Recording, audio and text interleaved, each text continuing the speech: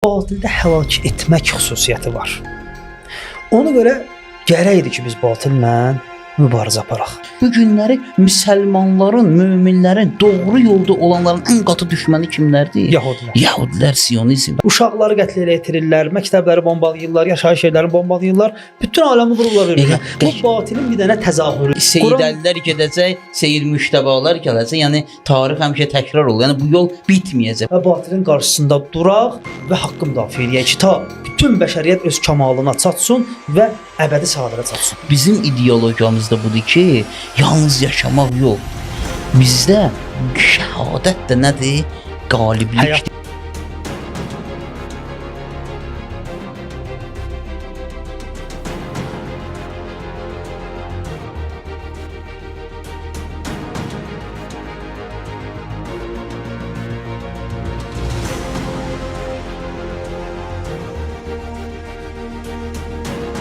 Bismillahirrahmanirrahim. Salam əziz izləyicilər, hər birinizi xoş gördük. İnşallah bugünkü verilişimizdə dünyamızda məxsusən gündəmdə olan ən mühüm məsələlərdən biri olan haqq və batil məsələsini, haqq və batil savaşını inşallah bu günlər bu verilişimizdə müzakirə edəcəyik. Əvvəla müzakirəmizə başlamamışdan əvvəl istəyirik ki, Həzrət Ayətullah Seyyid Əli Xamneyinin şəhadəti münasibəti ilə bütün müsəlmanlara, məxsusən Əhl-i-Beyt ardıcıllarına başsağlığı verək, təsdiq deyək. İnşallah Allah da bizi bu yolda, bu haqq yolunda, bu haqq cəhbəsində sabit qədəm qalanlardan qərar versin. Haqq və batil mühüm məsələdir. Bu günləri bir cəmiyyət istəsə haqq və batil cəhbəsini tanısın. Əvvəla meyarların bilməlidir. Ümumiyyətlə haqq və batil özü nədir? O aydın olmalıdır bizim üçün. Yəni Bismillahirrahmanirrahim. Mən də öz növbəmdə əziz izləyicilərə, cümlə müsəlmanlara, Həzrət Ayətullah Seyyid Əli Xamneyinin şəhadəti münasibətinə bütün müsəlmanlara, başda İmam Zamanov olmaqla bütün müsəlmanlara başsağlığı deyirəm, təsliyyət ərz edirəm. Və həqiqətən də ağırdır. Bizim üçün çox ağırdır. Belə bir şəxsiyyətin məzlumcasına şəhadətini görmək və Allah tez bir zamanda onun qətlə yetirənlərdən öz intiqamını alsın. Allahdan istəyimiz budur. Və bizim bu mövzunu keçirmişik, haqq və batil mövzusu. Məhz bugünkü gündəmi zəbt etmiş məsələ ki var. Dünya müharibəsi ki, bir növ dünya müharibəsinə bənzər bir müharibədir. Hal-hazırda müqavimət cəbhəsi ilə Epstein cəbhəsi arasında gedir. Məhz bu müharibə bir növ səbəb olub ki, biz haqq və batil mövzusunu bu günləri gündəmə gətirək, bu barədə danışaq, söhbət edək. Və düşünürəm, həqiqətən də bu günləri lazımlı mövzudur. Cəmiyyətə, insanlara çatdırılması gərəkən mövzudur. Gərək çatdırılsın bu mövzu insanlara. Çünki hal-hazırda həqiqətən də dünyada cəbhələşmə gedir və hal-hazırda şəxsən mənim gəldiyim qənaət budur ki, iki dənə cəbhə var. Bir haqq cəbhəsi, bir batil cəbhəsi. Yəni biz istəyirik bu məsələni böyükləri burada bunu müzakirə eləyək. Əziz tamaşaçılarımız üçün maraqlıdır. Haqq və batil özü nə deməkdir? Və hansı meyarlar əsasında haqq və batili biz bir-birindən ayıra bilərik? Mühüm məsələ budur. İcazə verirsiniz, mən haqq və batilin mənalarına xülasə toxunum, meyarlarına da siz toxunun. Əgər icazə versəniz. İnşallah müzakirə edək. Bəli. Deməli, haqq və batil dedikdə ümumiyyətlə nə başa düşülür? Məsələn, bir nəfər hamının dilində əzbərlədilər haqq, batil. Nə başa düşülür bu insanların arasında? Bu barədə danışaq ki, aydın olsun məsələ. Ondan sonra keçək digər mövzularımıza və tətbiqlərimizə. Ümumiyyətlə haqqın neçə cür mənası var bizim hədislərimizdə, Qurani Kərimdə və insanların arasında. Onlardan belə biri insanların hüququ məsələsidir. O ki, hüquq haqdan götürülmüş bir kəlmədir. Yəni, məsələn, bir nəfərin haqqı budur. Gərək haqqını əda eləyəsən, haqqını verəsən. Məsələn, məhkəmələr qurulur ki, insanların haqqı bərpa olunsun. Bəli. Burada deyirlər, məsələn, bunun haqqı budur. Haqq burada budur, bunundur. Obrisi, məsələn, batildir bu yolda. Gəlib, məsələn, bir nəfərin torpağını zəbt eləyib, haqqını zəbt eləyib. Bu mənada istifadə olunur. Eyni zamanda yalan və doğru mənasında istifadə olunur. Məsələn, bir nəfər doğru danışır, bir nəfər düzgün danışır, doğru danışır, bir nəfər yalan danışır. Deyirsən ki, bu haqdır, bu batildir. Doğru və yəni doğru danışmaq və yalan danışmaq. Yəni həqiqətlə Mənasında da- uyğunluq kəsb eləsə haqq. Ancaq axırda deyəcəm onu. Aha. Mən istəyirəm bu xülasə insanların arasında istifadə olunan mənalarına toxunum. Axırda deyim ki, nə haqq nədir? Yəni doğru və yalan danışmaq və eyni zamanda gərəkənlər və gərəkməyənlər. Yəni görülməli olanlar və görülməməli olanlar. Məsələn, bu günləri bir nəfər yaşlı bir qoca bir insanın əlindən tutub yolu keçirtmək hamı qəbul edir ki, bu o insan gərək onun əlindən tutsun, yolu keçirtsin. Gərək insan öz valideynlərinə yaxşılıq eləsin. Və yaxud da insan gərək öz xalqının dərdini çəksin. Nə bilim, insan gərək günah etməsin. Bu gərəkənlər ki Yəni var. insanlıq vəzifəmiz nədir? Məsələn, insan şərab içməsin, məsələn. İnsan günah etməsin, Bəli. zina etməsin. Yəni bu gərəkən və gərəkməyənlər ki var. Haqq və batil burada da məna olunur. Bəzən məsələn, mən gərək şərab içməyim. Haqq budur ki, mən gərək şərab içməyim. Bəli, bəli. Batil budur ki, bir nəfər şərab içdi, məsələn zina etdi. Bu batildir. Haqq budur ki, bir nəfər zinadan çəkindi, şərab içmədi, günah eləmədi və yaşlı kişiyə kömək elədi. Bu mənada da təbir olunur haqq və batil. Amma bunların hamısını özündə cəm eləyən bir dənə mənası var haqq və batilin. Mən bunu deyim, xülasə olaraq keçək mövzumuza. Haqq və batil. Haqq ona deyirlər ki, hər şeyi öz layiqli yerində qərar verəsən. Həzrət Əleyhisselamda Nəhcül Bəlağada buna işarə edir ki, vəz'u kulli şeyin fi mawdi'ihi. Bəli. Hər şeyi öz yerində, öz layiq olduğu yerdə qərar vermək ədalətdir və haqqdır. Yəni haqq budur. Haqq budur ki, hər şeyi öz yerində qərar verəsən, layiq olduğu yerdə və layiq olmadığı yerdə qərar verməyəsən. Əgər biz bu tərifi qəbul etsək, başa düşsək, o zaman bundan qabaq dediyim bütün mənaları bu tərifin içinə salacağıq. Biz hardan bilək ki, bir şeyi öz yerində qərar vermişik yoxsa yox? Bir şey öz yerində qərar tapıb yoxsa yox? Bunu hardan bilməliyik? Yəni biz müsəlmanların yekdil olaraq etiqadımız budur ki, bu bir həqiqət ki var. Hər şey öz yerində qərar tapmalıdır bu aləmdə, bu həqiqət aləmində. Bu şeylərin bir hissəsini insanlar başa düşürlər. Amma bir hissəsini insanlar başa düşmürlər və bunu Allah peyğəmbərlər vasitəsilə bizə başa salır, bizə öyrədir, Quran vasitəsilə bizə öyrədir. Necə ki Allah Quranda deyir, təfəkkür edin, əfələ yətəfəkkərun, təfəkkür etmirsiniz, təfəkkür edin. Təfəkkür vasitəsilə, ağıl vasitəsilə Allah bəzi həqiqətləri bizə başa salır. Onlar ki, ağıl onları dərk edə bilmir, Allah din vasitəsilə bizə çatdırır onları, Quran vasitəsilə çatdırır onları və bu həqiqətlər öz yerini tapır. Xülasə olaraq mən haqqın mənasını bu cür yəni tərif edirəm ki, bir şeyin öz gərəkən yerində qərar tapması. Haqqın mənasının aydın oldu, artıq elə bilirəm ki, qaranlıq bir nöqtə qalmadı, əsas məsələni də işarə elədiniz. Amma haqqın özünün meyarları da var. Yaxşı, haqq və batil bildik nədir? Bunu bir-birinə necə ayıra bilərik? Bunun üçün bir sıra meyarlar var. Bizim öz insani xislətimizdə, ki, yaradılışımızda bu xislətlər bizdə var. Hətta dinimiz olmasa belə, biz bu xislətlərlə eləyə bilərik, haqqı və batildən ayıra bilərik. Bugün dünyada da görə bilirik də, müsəlmanlar olsun, məsihilər olsun, dünyanın hər bir yerində yaşayanda görürsən ki, Qüdsdə olan, Fələstinlərə olan zülmə etiraz eləyirlər. Bu görsənir ki, haqq və batil heç bir məxsus dinə aidiyyəti yox. Amma mən işarə eləyəcəyim məsələlərə diqqət eləsi, yəni bir dindar olaraq, bir tələbə olaraq bunları biz söhbət eləyirik. Amma bəzi gərək Quran ayələrinə, ilahi kəlamlara da biz söykənək ki, gərək bu cəmiyyətin meyarları çatdıraq. Birinci əsasən mühüm məsələ ağıldır.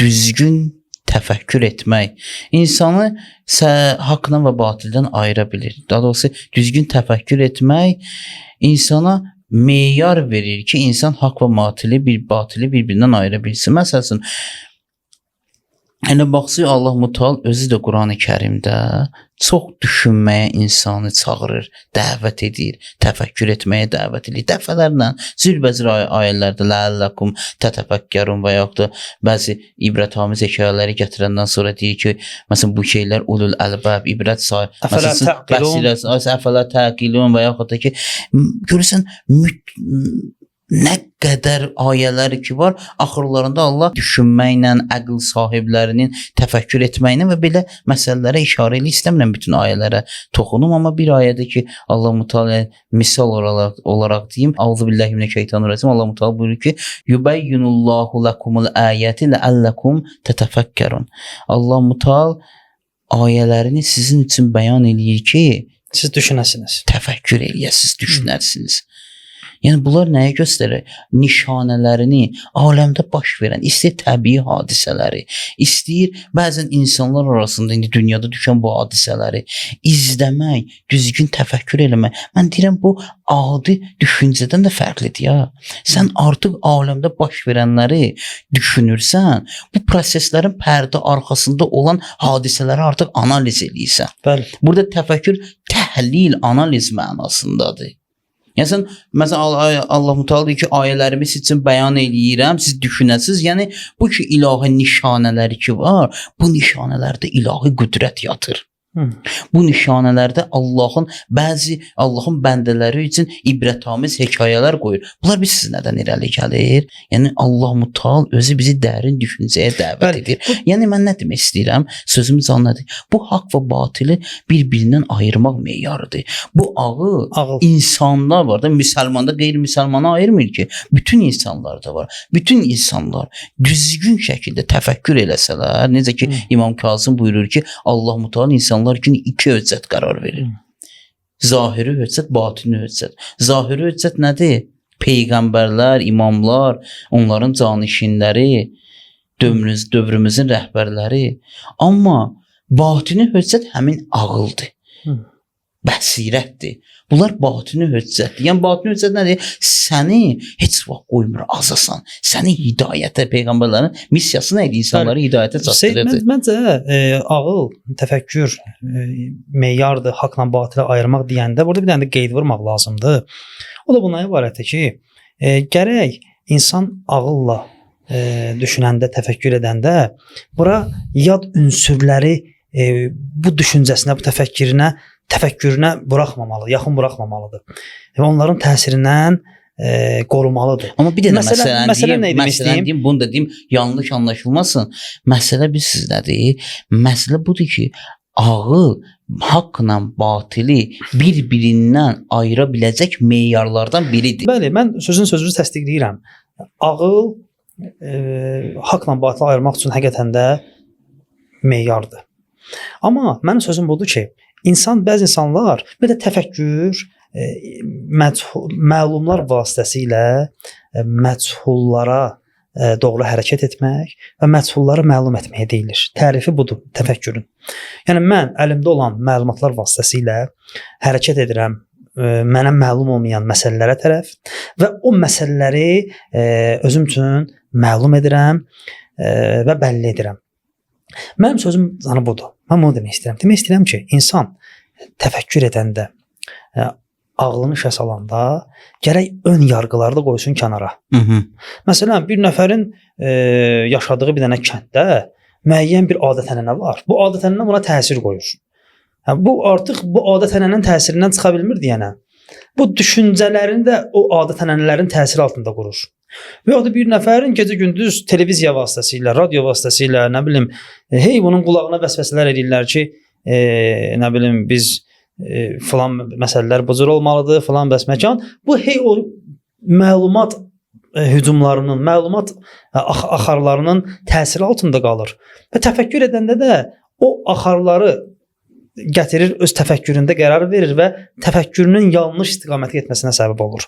Mən onun üçün demək istəyirəm ki, yəni insan gərək ön yarğıları qoysun kənara, o təsirlər ki var buna. Məncə sağlam düşüncə ki əvvəldə bizdir, sözünüzə qüvvət deyirəm. Elə həmin mənadır. Bəli, sağlam düşüncə. Mən istəyirəm sizin sözünüzə qüvvət verim bu məsələdə. Fərqi yoxdur ki, yəni qəşəng nöqtələrə işarə elədiniz. Yəni ön yarğılar təsir qoymasın düşüncəsinə. Məsələn, insan öz qabaqda işarə eləyəcək bir məsələyə belə deyim də baxanda, analiz eləyəndə, ümumiyyətlə prosesləri analiz eləyəndə, yəni bəzən olur insanlarda millətçilik təəssübkeşliyi var. O millətçilik, təəssübkeşliyi, hələ təəssübkeşliyi özü kör-körana təəssübkeşliyi insan ağlına kölgə salacaq. Elədir. Belə ağla kölgə salsa sən düzgün və sağlam analiz eləyə bilməyəcəksən. Bəzən görürsən ki, deyir heç meyarı da yoxdur. Nə tarixi sənədi var, nə bir şey var. Bəli. Qayda deyirlər ki, filan millət bizim düşmənimizdir. Nə bilim, onlar bizi öldürüblər, biz onları öldürmüşük. Düşmənin vəsvəsələridir. Düşmən vəsvəsə verir ki, filan millət bizim düşmənimizdir. Bu da inanır, aldanır ona. Təfəkkürləri bunun üstündə qurur. İndi söhbət əsası budur. Mən bir dənə qəşəng bir saat həkim buna icazə versəz. Əllamə Hilli İslamın böyük fəqihlərindən, alimlərindəndir. Qədimdə quyu barəsində ümumi müştəhidlərin rəyi bu idi ki, quyuya müəyyən bir heyvan ölüsü düşərsə, quyunun suyu nəcis olur. Əllamə Hilli sanki hiss edibmiş ki, nəsə bu hökm, bu fətva tam yəni yerində oturmuyor. Ona görə deyir, mən bu mövzunu istəyirəm bir daha dərindən araşdırım, hədislərə və ayələrə bir daha müraciət edeyim və istinbat edeyim hökmü. Görüm həqiqətən də quyunun hökmü budurmu? Yəni ölü heyvan düşərsə su nəcis olurmu? Deyirlər ki, Əllamə Hilli gedir, evində, həyətində neçə dənə quyusu var imiş. Bütün quyularını torpaqla doldurur və bağlatdırır. Niyə görə bunu eləyir? Ona görə eləyir ki, bunun düşüncələrinə, təfəkkürünə bu quyu təsir qoymasın. Yəni birdən bunun üçün həyətində quyusu var. Çünki bu özü də quyudan istifadə eləyir. Sabahları bu gəlib Quran və hədislərə istinad edərək hökm çıxarmaq istəsə, nə badə həyətində olan o quyunun cəzbediciliyi bunun hökmlərində təsir qoymuş ola və yanlış fətva vermiş ola. O quyuların hamısını bağlatdırır, ondan sonra zehni aram, müstəqil olaraq gəlir, oturur, quyu barəsində araşdırma aparır və axırda nəticə əldə edir ki, quyuya əgər ölü heyvan düşərsə, quyunun suyunu nəcis etməz. Hər bir halda onu demək istəyirəm ki, gərək insanlar da, cəmiyyətlər də ayıq olsunlar. Hər belə öz məntəqələrinin adət-ənənələri, ondan sonra gecə-gündüz televiziyalarda, radiolarda deyilən sözlər bunlara təsir qoymasın. Özlərini müstəqil araşdırsınlar. Biz bu söhbəti eləyirik. Haqqı batildən ayırmaq üçün özləri müstəqil, ön yarğı olmadan araşdırmalı, həqiqətə çatmalıdırlar. Məsələ budur da, biz bu söhbət eləyirik. Bəli, biri ağıldır. Amma bəzi şeylər dediyi kimi ağla kölgə salır. O qədər təmizlənsin. Amma bir indi məsələn bizim öz cəmiyyətimiz, bizim öz millətimiz, müsəlman cəmiyyətdir. Müsəlman cəmiyyət haqqı və batili bir-birindən ayırmaq üçün indi ağıldır, öz yerində düzgün, sağlam təfəkkür eləməlidir. Amma bəzən özünüz dediniz də məlumatsızlıq insanlara səbəb ki, insanlar qarışdırırlar vəziyyəti. İkinci ilə meyar o barədədir. Quran-ı Kərim bir müsəlman cəmiyyət ki, öz cəmiyyətimiz elə müsəlman cəmiyyətidir. Gərək haqq və batili bir-birindən ayırmaq üçün Qurana söykənsinlər, Qurandan düzgün təlim alsınlar. Bəli. Baxın, ikinci ki, biz buna toxunuruq, Quran özü buyurur. Deyir ki, Allah-u Teala Quran-ı Kərimdə buyurur, neçədən ayələr var ha. Məsələn, bir ayəsi budur ki, Peyğəmbərə buyurur ki, şübhəsiz biz bu kitabı sənə haqq olaraq nazil etdik. Bəli. Və digər ayədə buyurur ki, la ya'tihil batilu min bayni yadayhi və la min xulfihi. Deyir, nə öndən, nə arxadan batil ona yol tapa bilməz. Bu Quranın xüsusiyyətidir. Belə bir haqq kitab. Allah tərəfindən, Xaliq tərəfindən bəndəsinə nazil olan belə haqq kitab, əlbət haqq və batil meyarını orada biz tapa bilərik. Yəni haqqı və batildən ayıra bilərik. Məsələn, İmam Hüseyn əleyhissalam Küfəyə məktub göndərəndə Müslim ibn Əqillə, Allahın salamı olsun onlara, Küfəyə məktub göndərən məktubun bir hissəsi var, and içir İmam Hüseyn, sonra buyurur ki, həqiqi imam, həqiqətən bu məzmunu deyirəm, imam və haqq rəhbər yalnız Allahın kitabına əməl edəndir. Baxın, əziz xalqımız, İstəyirsiniz haqqla bu gün batili bir-birindən ayırasınız. İstəyirsiniz bu günləri bu müharibələrdə haqq nədir, batil nədir biləsiniz. Quran-ı Kərimə müraciət edin. Görün, Quran-ı Kərim iman əhlinin, düz yolda olan şəxslərin, düşmənlərini sizə kimin tanıtdırır? Kimdir? Quran-ı Kərim buyurur ki, lətəcidən nəşəddən nəsə ədavətən lilləzinə amanı əl-yəhud vəl-ləzinə əşrəku. Və o Hələ kəslər Yahudda qala, Yahud bu günləri məşhur məsəl Siyonizm. Bu günləri mən onu demək istəyirəm. Bu günləri müsəlmanların, möminlərin, doğru yolda olanların ən qatı düşməni kimlərdir? Yahudilər. Yahudilər, Siyonizmdir. Bəli. Bu günləri Siyonizmlə mübarizə aparan kimlərdir? Onlar sizin dostunuzdur. Yahud- Onlar iman əhlidir. Çünki Siyonizm uşaq qatili.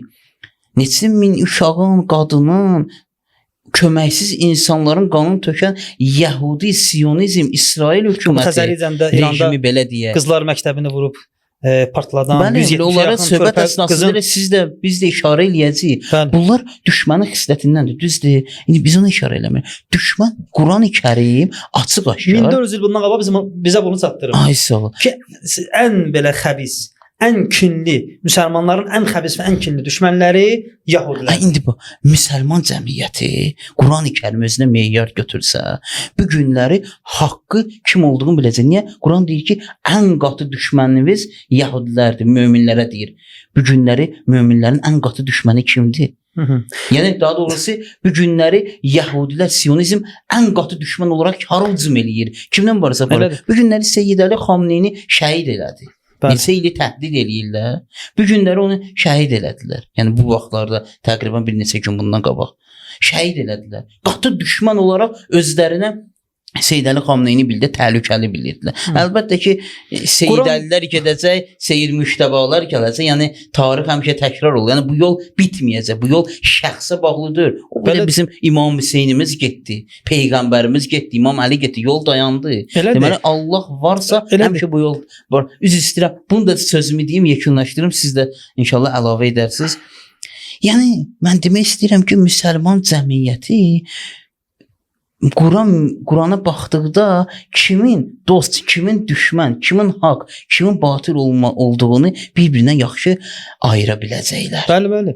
Yəni müsəlmanlar əgər Quranla həqiqətən də üns qursalar, bu Qurani-Kərimi yalnız evdə dekor kimi saxlamasalar və arada bir açıb alıb onu oxusalar, görərlər ki, həqiqətən də Allah Quranda bizə Yahudiləri düşmən kimi tanıtdırır. Nəinki Allah özündən düşmən qurura, belə deyil. Yahudilərin xislətini bizə çatdırır ki, bunlar belədirlər. Bunlar sizə qarşı kinlidirlər. Bunu çatdırır. Allah bizə burada xəbər verir. Xəbər verir, Yahudilərin halından bizə xəbər verir ki, bu Yahudilər sizə qarşı kinlidirlər və düşmənçilikdə ən çox xəbasət göstərən, ən çox kinlilik göstərən və ən şiddətli düşmənçilik edən Yahudilərdir. Maraqlısı budur ki, və kəlməsi ilə Allah müşrikləri də bu Yahudilərə əlavə edir. Vəllezina əşrəku. O kəslər ki, Allaha şirk qoşarlar. Biz bu gün baxırıq ki, Vəhabilər gecə-gündüz Şiələri müşrik adlandırırlar. Şiələrə müşrik deyirlər. Amma Yahudilərlə ən sıx əməkdaşlıq eləyən məsələ bu Vəhabilərin özləridir. Allah Quranda Yahudilərlə əməkdaşlıq eləyənləri müşrik adlandırır. Qurani-Kərimdə Maidə surəsi 82-ci ayədə və deyir təcidənnə əşəddən nəsə ədavətən lillezina əmənu əl-Yahudə vəllezina əşrəku. Deyir Yahud və o kəslər ki müşrikdirlər. Yəni belə çıxır ki, yəni bunlar Yahudilərlə əməkdaşlıq edənlər müşriklərdir də, müşrik olurlar. O cəhətdən Vəhabilərin biz tarix göstərib də İraqda, Suriyada işıqçılar Yahudilərlə əməkdaşlıq edirdilər. Yəni ən qatı düşmən artıq Qurani-Kərimdə məlumdur kimdir. Cəmiyyət bu günləri özünü maraqlı bilirsiz nədir? Cəmiyyət özünü niyə öz din qardaşı, əqidə qardaşını düşmən göstərirlər? Bugün medialar elədir. Gəlirlər Yəhudini, qatı müsəlman düşmənini bizə dost göstərirlər. Deməli burada öz düşmənin əli var, batillidir. Bayaq da işarə elədiniz batili mənasında. Yalan.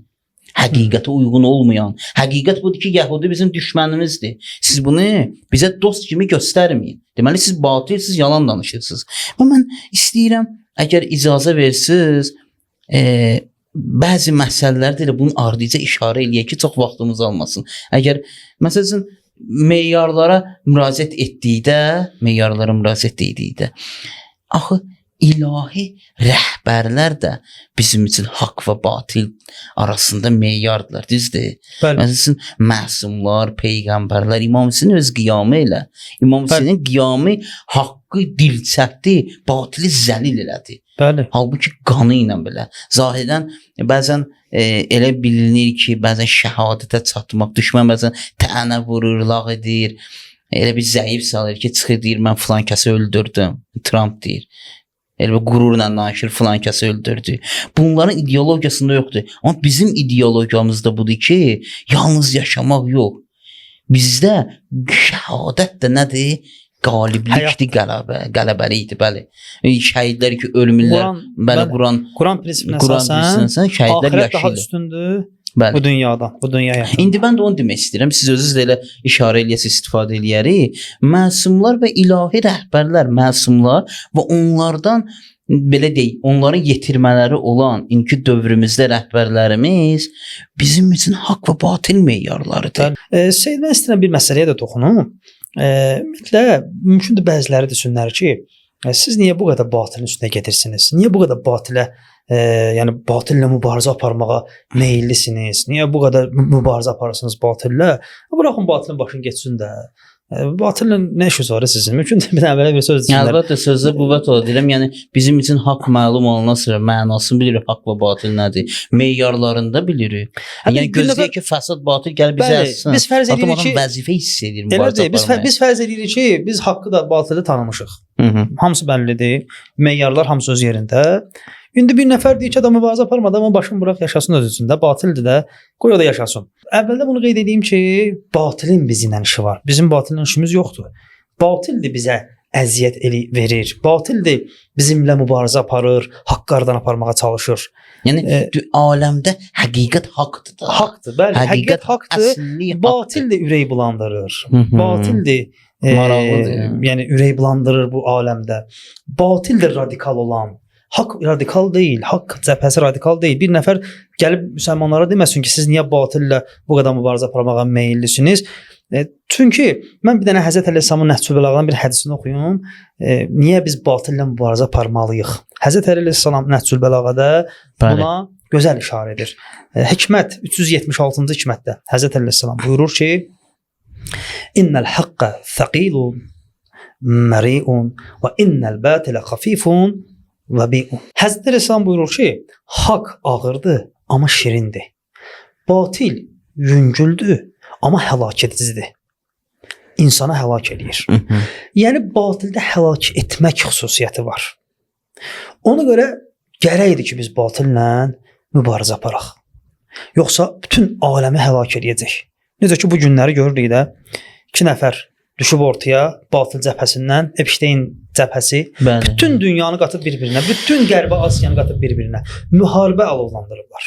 Uşaqları qətlə yetirirlər, məktəbləri bombalayırlar, yaşayış yerlərini bombalayırlar, bütün aləmi vururlar bir-birinə. Bu batilin bir dənə təzahürüdür. Belə bir şeydir, qəşəng nöqtədir. Elə mən də ona işarə eləmək istəyirdim. O Quranın bizə dediyi əyyimətəl kufr var ha. Küfr rəhbərlərinin xüsusiyyətlərindən biri bilirsiniz nədir? Müharibə qızışdırmaq. Öz siyasətlərindən, onların xüsusiyyətləri deyə Qurani-Kərim bizə deyir. Öz siyasətlərindən, əlində olan güclərdən özlərinin hədəfləri üçün sui-istifadə etmək. Məsələn, əllərinə pul düşüb, yaxşı imkanları var. Gedirlər, görürsüz nə edirlər. Epstein hadisəsi ki, dünya mediasını necə deyək, sirkələdi belə deyək. Burada açılanda sənədə orada görsənlik ki, bunlar o qədər qudurublar. Uşaqları öldürürlər, bunların şəxsi həyatları belə həlak edicidir. Bəli, öldürürlər. Bunlar fəsaddır. Sizin sözünüzdə bu. Biz bunlarla mübarizə aparması, cəmiyyətin balaları öldürüləcək bunların əli ilə. Yəni əyyimətəl kufr, küfr rəhbərlərinin xüsusiyyətləri budur elə. Yalan danışarlar və öz sərvətlərinin, öz güclərinin hesabına özləri üçün istifadə edib sui-istifadə edirlər. Bax belə deyək. Bəli. Mən bir dənə də məsələyə toxunum Seyid. Biz niyə görə batillə mübarizə aparmalıyıq? Allah Qurani-Kərimdə bizə yaradılışı haqq olaraq qələmə verir, haqq olaraq bəyan edir. Buyurur ki, Allah Qurani-Kərimdə: "Əuzu billahi minəşşeytanirracim. Və ma xalaqnas semavati vel ard və ma beynəhuma illə bil haqq. Deyir biz yeri, göyü və onların arasında olanları haqq olaraq yaratmışıq. Və eyni zamanda əfə hasibtum ennema xalaqnakum abathan fa annakum ilayna la turcaun. Allah buyurur ki, elə düşünürsünüz ki, biz sizi əbəs yaratmışıq, puç yaratmışıq, hədəfsiz yaratmışıq və siz sonda Allaha dönməyəcəksiniz, Allaha tərəf qayıtmayacaqsınız. Və eyni zamanda Allah başqa ayələrdə buyurur ki, biz peyğəmbərləri haqq olaraq göndərmişik. Və burada Allah haqq kəlməsindən istifadə eləyir.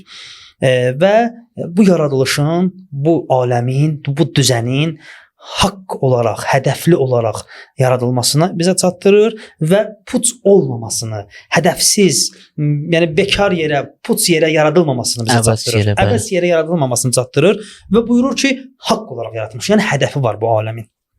İndi biz əgər istəsək, haqqı məna edək, batili məna edək, Qurana əsasən bu cür məna edə bilərik ki, haqq o şeydir ki, Allahın yaratdığı bu axarda axarla bir yerdə hərəkət etsin, axar istiqamətində hərəkət etsin.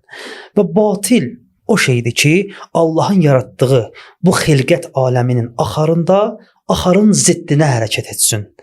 Yəni məsələn, bir çay ki axar, bu çayın qarşısına gəlib bir dənə maneə qoysun, çay dağlar, aləmi sel basar, su basar. Düzdür? Yəni bir növ Allah bir dənə nizam, bir dənə düzən yaradıb bu aləmdə. Bir dənə o düzən, o yaradılış özü bizə deyir ki, vəzifə verir ki, sən batillə mübarizə aparmalısan. Bu yaradılış o hədəfə, o haqq hədəfə doğru hərəkətdədir.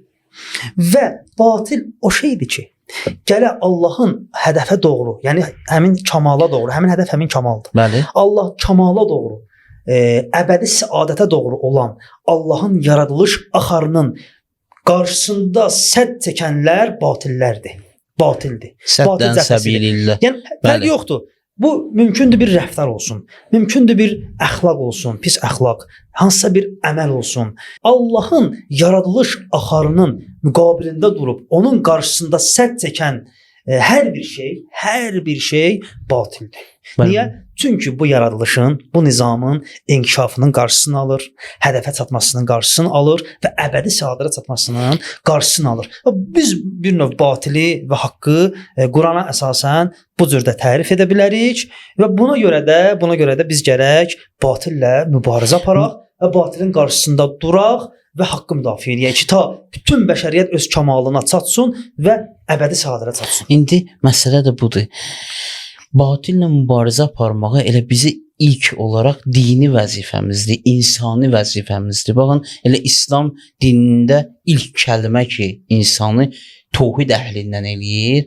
La ilahə illallah. Bu kəlmə bizə deyir, sən batillə mübarizə aparmalısan. Necə? Deyir ki, la ilahə illallah. Allahdan, yəni tək Allahı qəbul edirəm, varlığı tək olan Allahı qəbul edirəm. Bu digərlərini, digər iləhləri qəbul eləmirəm, inkar edirəm. Yəni Allahdan başqa Allah yoxdur, mənası budur. Allahdan başqa Allah yoxdur. Sən bir halda ki təvhidi qəbul eləyirsən, təvhiddən qeyrisini sən inkar eləyirsən. Yəni ilahi vilayəti qəbul eləyirsən. Bəli. Qeyri-ilahi vilayətin, küfrü vilayəti inkar eləyirsən. Bu nə deməkdir? Bu elə mübarizənin özüdür. Yəni sən haqqı qəbul eləyirsən, batillə mübarizə aparırsan. Qəbul etməmək, yəni mən səni qəbul etmirəm, yəni səni bir növ mübarizə aparıram.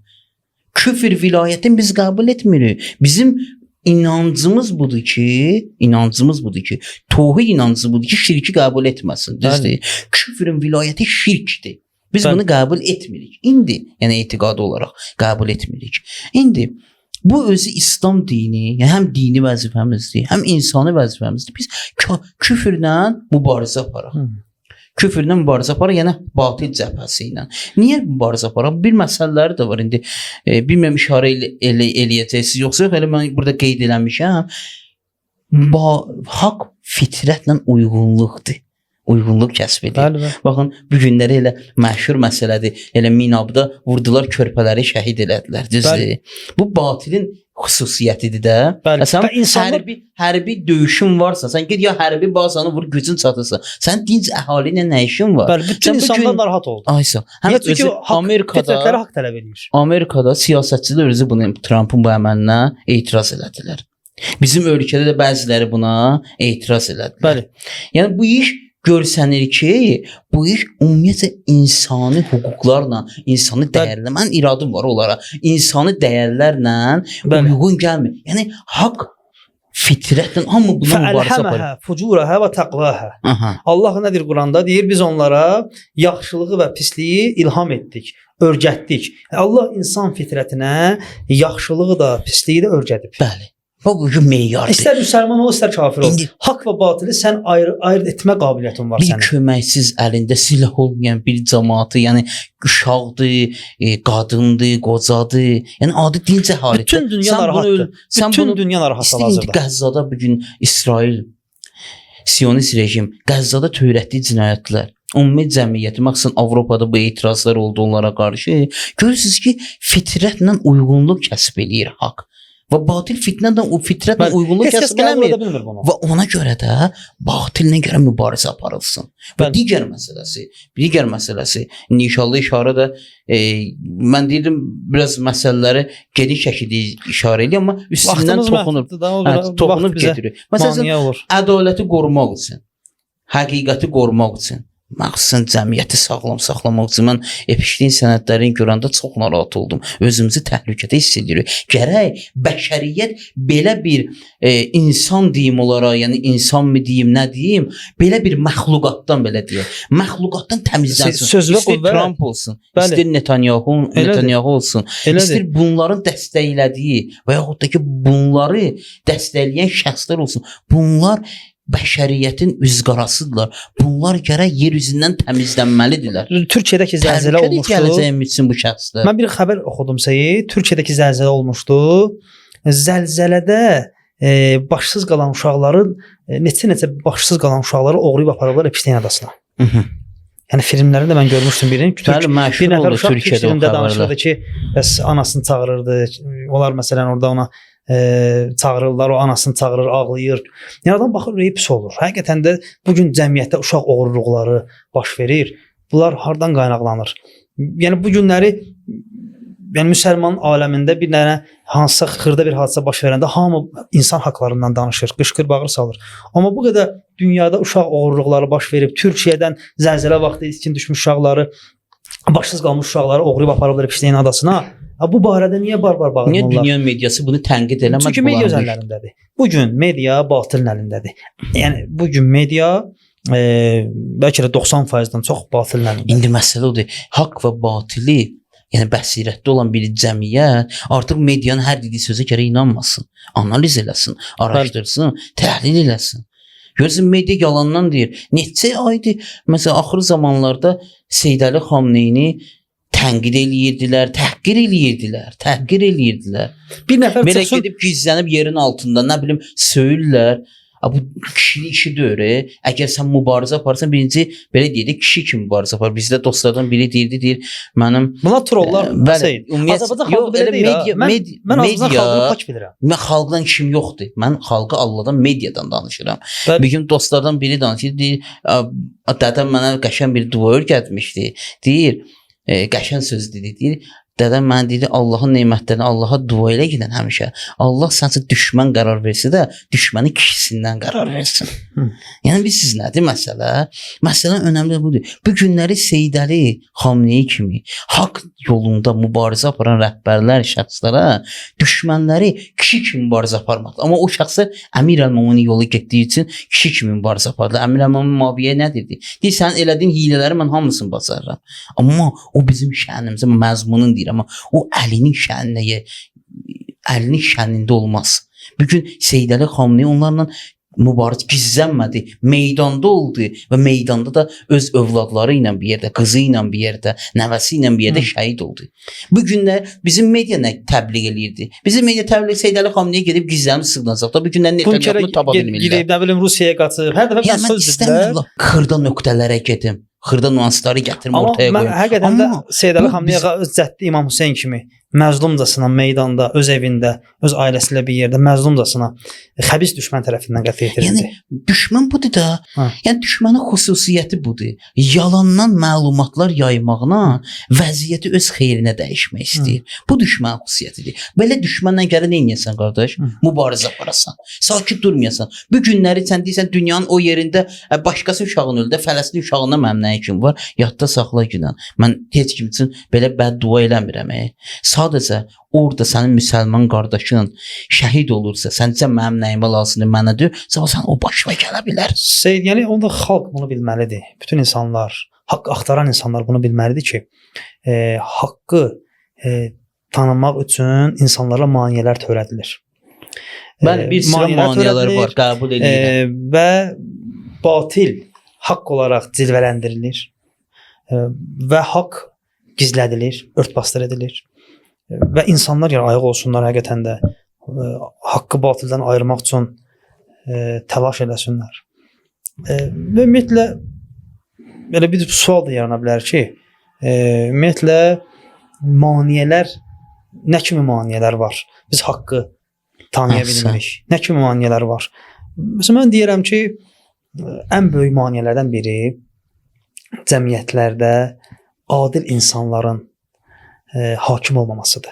Əhsən. Əgər cəmiyyətlərə adil insanlar hakim olsalar, onlar haqqın yayılmasına kömək edərlər və insanlar arasında haqqın bərqərar olmasına və batilin aradan getməsi üçün çalışarlar. Ən böyük maneələrdən biri cəmiyyətlərə adil insanların, adil hakimlərin rəhbər olmaması. Yəni o şəxslərin əlində olan bayaq da işarə elədi.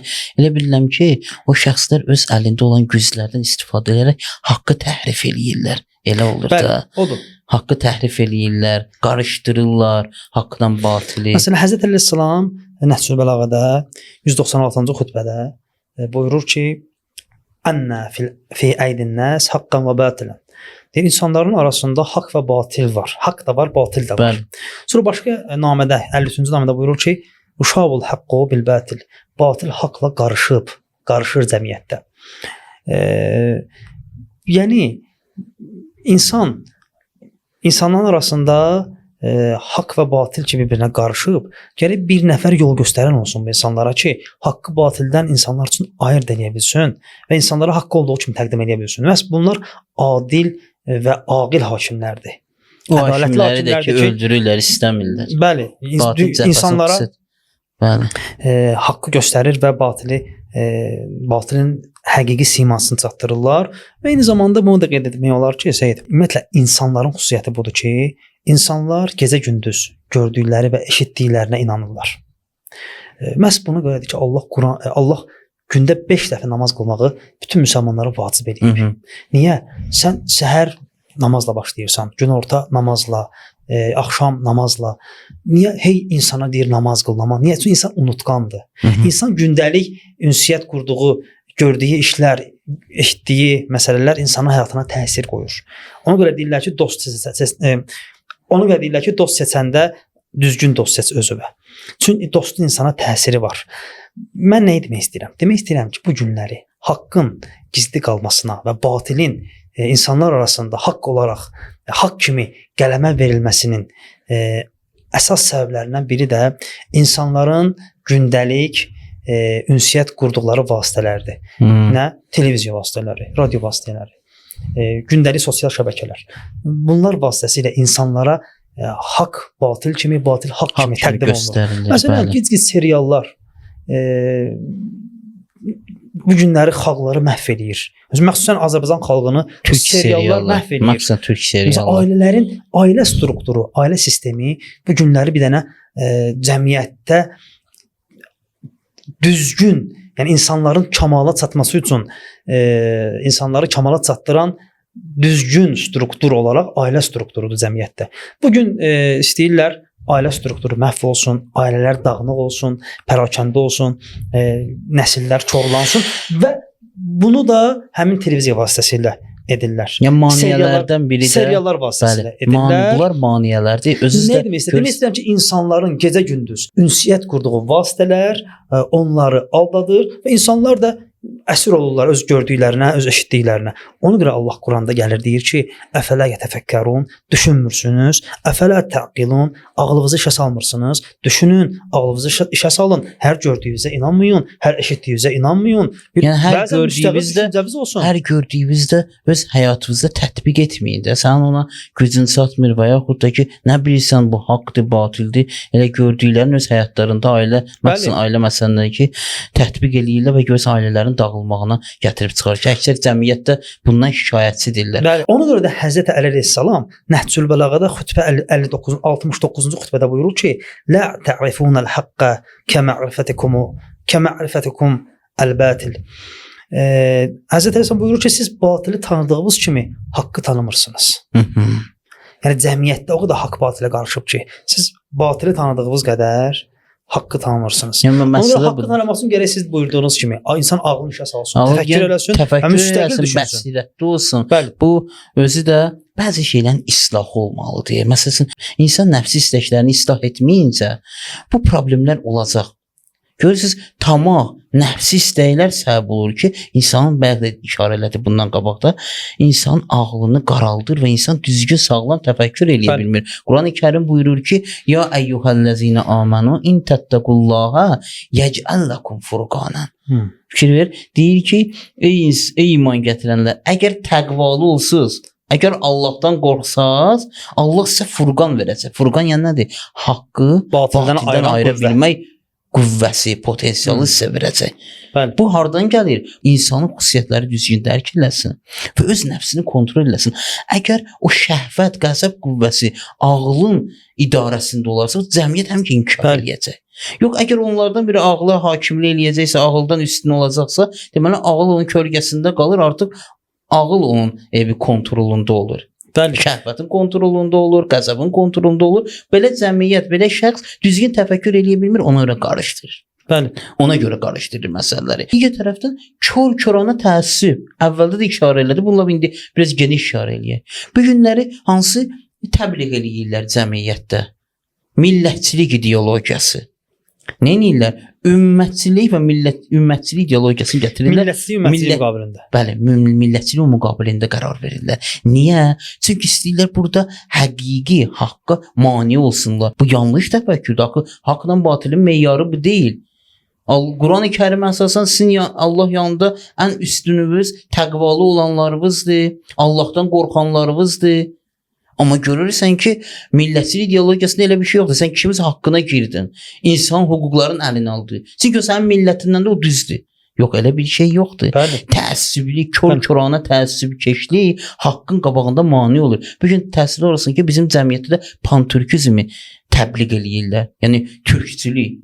Türkçülük hardan çıxdı? Deməli, bunlar ümmətçiliyin müqabilində düşmənlərin bunlar hədəfləridir ya. İstəyirlər özlərinin qarşısında güclü müsəlman görməsinlər, güclü İslam görməsinlər. Ona görə onları olduqları məkanlara bölərək başlayırlar təfriqə yaratmağa. Bəli, sən filan məkandansan, bəli. Mən filan məkandanam. Sən türksən, sən ərəbsən, sən farssan, sən filan kəssən, ona görə sən öz millətdən olduğuna görə haqsın. Bu çox hiləli bir addımdır. Parçala və hökmranlıq et prinsipinə qulluq edir. Aysa düşmənin xüsusiyyətidir, zalim cəbhəsinin xüsusiyyətidir bu. Bunlar üçün rahatdır. Əgər müsəlmanlar, əgər cəmiyyət ayıq olsa, bu ideologiyanı mübarizə aparar. Bu ideologiyanı mübarizə apardıqca da onlarla haqq arasında mane aradan gedər. Bəli. Bu da neçənci məsələdir. Bəli, məsələn bu ümmətçilik və millətçilik buyurdunuz. Ümumiyyətlə biz ümmət cəhətindən baxsaq, əgər bəşəriyyət insanlara, müsəlmanlara nəinki məsələn türkçülük cəhətindən, ümmət cəhətindən baxsaq görərik ki, müsəlmanlarda zalıma etiraz etmək, zülmə etiraz etmək xüsusiyyəti var. Məsələn, bəzən biz şiələri, ümumiyyətlə biz şiələri zalim hakimlər niyə sevmirlər? Niyə zalim hakimlər bizi görməyə gözləri yoxdur?